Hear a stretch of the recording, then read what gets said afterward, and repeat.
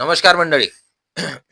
आजपर्यंत मी फक्त ऐकलं होतं की पोलीस कर्मचारी हे खोटे आरोप लावतात, खोटे गुन्हे दाखल करतात, खोटे एफ-आय-आर बनवतात, सर्वसामान्य नागरिकाला मारहाण करतात, त्यांना भीती दाखवतात, धाकधपट करतात.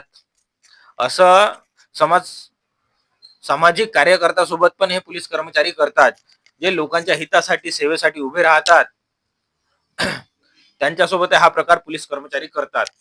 हे फक्त मी ऐकलं होतं, पण मी प्रत्यक्षात आता अनुभवलं 15 ऑगस्टच्या दिवशी. का नाही, सत्य गोष्ट आहे. पोलीस कर्मचारी हा प्रकार करतात. या पोलीस कर्मचाऱ्यावर कारवाई झालीच पाहिजे.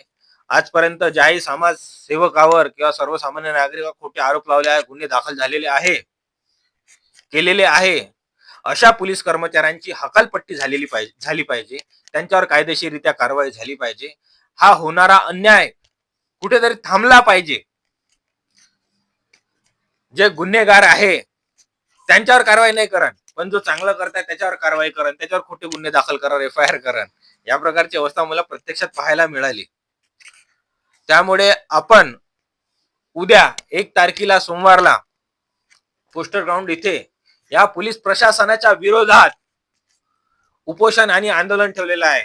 तर ज्यांच्यावर अन्याय झालेला आहे ते सुद्धा या उपोषण आणि आंदोलनामध्ये सहभागी होऊ शकता. आपली तक्रार माझ्यापर्यंत घेऊन येऊ शकता. आपण एकत्र होऊन या सिस्टीमच्या विरोधात लढूया.